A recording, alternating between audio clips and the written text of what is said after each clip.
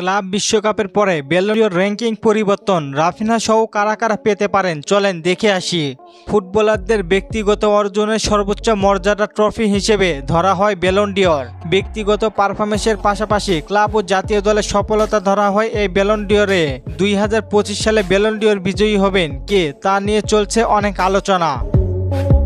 এই আলোচনার মাঝেই শেষ হলো ফিফা ক্লাব বিশ্বকাপ চ্যাম্পিয়ন লিগের মৌসুমের পাশাপাশি ক্লাব বিশ্বকাপের পারফরমেন্সে যোগ হতে পারেন ব্যালন ডি'রে।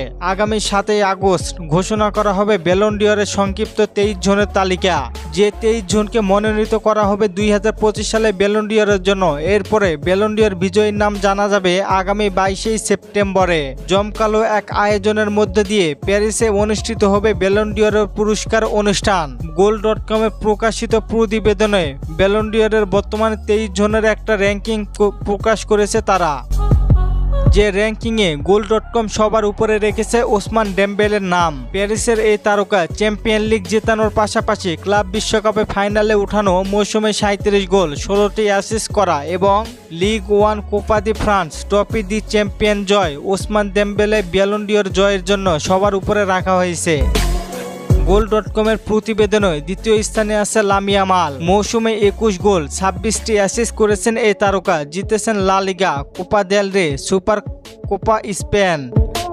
3 নম্বরে রাখা হয়েছে প্যারিসের তারকা ভিটিনহোকে, যিনি মৌসুমে 8 গোল, 8টি অ্যাসিস্ট করার পাশাপাশি চ্যাম্পিয়ন লিগ জয়, 1 কোপা দি ফ্রান্স ট্রফি দি চ্যাম্পিয়ন, ওয়েফা নেশনস লিগ জয়ের কীর্তি গড়েছেন। 4 নম্বরে আছে ব্রাজিলিয়ান তারকা রাফিনহা। শুরুতে 1 নম্বরে থাকলেও পিছিয়ে আছেন রাফিনহা। মৌসুমে 39টি গোল, 25টি অ্যাসিস্ট করেছেন রাফিনহা। জিতেছেন লা লিগা, কোপা দেল রে এবং সুপার কোপা দি স্পেনিয়া। 5 নম্বরে আছেন মোহাম্মদ সালাহ। মৌসুমে 36 গোল, 24টি অ্যাসিস্ট, জিতেছেন প্রিমিয়ার লিগ। আপনাদের কি মনে হয় কে পেতে পারেন 2025 সালে ব্যালন ডি'র? জানিয়ে দিন কমেন্ট করে। আর ফুটবলকে নিয়ে নতুন কোনো প্রশ্ন থাকলে করতে পারেন, পরবর্তী ভিডিওতে রিপ্লাই করব। ধন্যবাদ।